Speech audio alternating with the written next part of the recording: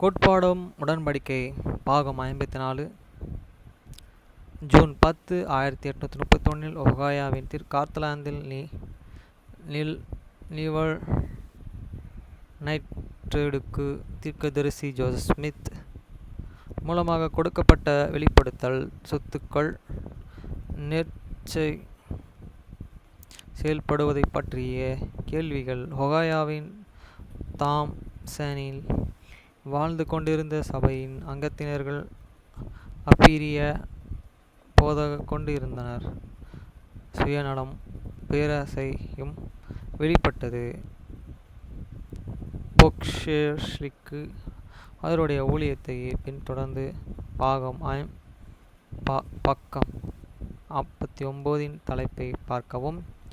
நியூயார்க்கின் கோல்வில்லிலிருந்து வந்து கொண்டிருந்த பரிசுத்தவான்களின் சுதந்திரத்திற்கான ஒரு இடம் ஆக அவனது பெரிய பண்ணையும் நேர்ச்சை செய்ய அவன் செய்த உடன்படிக்கையும் லிமான் கேவிலி மாறினான். அந்த விளைவுகளாக லிவர்நைட்டடும் தாம்சனில் வாழ்ந்து கொண்டிருந்த அங்கத்தினர்களின் தலைவர் பிற மூப்பர்களும் எவ்வாறு தொடர்வதென்பது கேட்டு தீர்க்கதரிசியினிடம் வந்தார்கள்.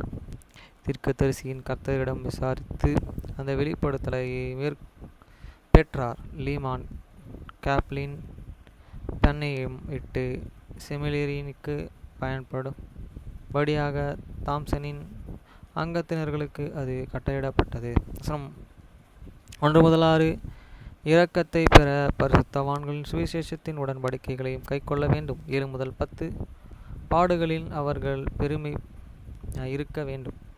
1 இதோ அல்பா ஒமேகா ஆதியும் அந்தம் உலகம் அனைத்தின் பாவங்களுக்காக சிலுவையில் அறையப்பட்ட கர்த்தர் இப்படியாக சொல்கிறார். 2 இதோ மெய்யாகவே நான் உங்களுக்கு சொல்கிறேன், எனது ஊழியக்காரனாகிய நீ வேல்நைட் நான் உன்னை நினைத்த அளவில் நீ உறுதியாக நில். 3 தங்கள் சத்துருக்களிடமிருந்து தப்பிக்க எனது சகோதரர்கள் வஞ்சித்தால் தங்களின் சகல பாவங்களில் இருந்தும் மனம் திரும்புவர்களாக எனக்கு முன்பாக உண்மையாக தாழ்மையுள்ளவர்களாகவும் நெருங்குண்டவர்களாகவும் ஆகாங்கள். சொன்னால் என்னிடத்தில் அவர்கள் செய்த உடன்படிக்கை மீறப்பட்டதால் அது அவமாய் போய் பயனற்றதாகும். 5 இந்த இடரல் எவனிடமிருந்து வருகிறதோ அவனுக்கு ஐயோ, ஏனெனில் சமுத்திரத்தின் ஆழத்திலே அவன் மூழ்கி விடுவது அவனுக்கு நலமாயிருக்கும். 6 ஆனால் உடன்படிக்கையை கை கொண்டவர்களும் கட்டளைகளை காத்து கொண்டவர்களும் பாக்கியவான்களாயிருப்பார்கள், ஏனெனில் அவர்கள் இரக்கமும் பெறுவார்கள். 7 ஆகவே உங்கள் சத்துருக்கள் உங்களுக்கு மேல் வராமல் இருக்கும் பொருட்டு எப்பொழுதும் போய் தேசத்தை விட்டு ஓடிப்போங்கள். உங்கள் பயணத்தையே மேற்கொண்டு உங்கள் தலைவர்களாய் இருக்க போகிறவனையே உங்களுக்காகவும் பணத்தை செலுத்துவானே உங்கள் சித்தப்படியே நியமிக்குங்கள். 8 அப்படியாக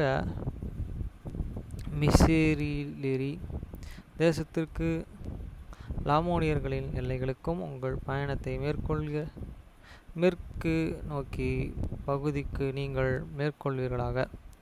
9 உங்கள் பயணத்திற்கு நீங்கள் முடிந்த பின்பு இதோ நான் உங்களுக்கு சொல்கிறேன், உங்களுக்காக ஒரு இடத்தை ஆயத்தப்படுத்தும் வரை மனுஷர்கள் வாழ்வதற்கு ஏற்ற இடத்தை தேடுங்கள். 10 மீண்டும் நான் வரும் வரை உபத்திரவத்திலேயே பொறுமையாயிருங்கள்.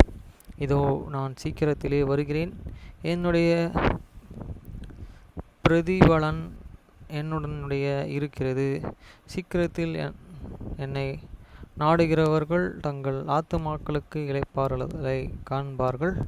அப்படியாக ஆக்கக்கடவது. ஆமேன்.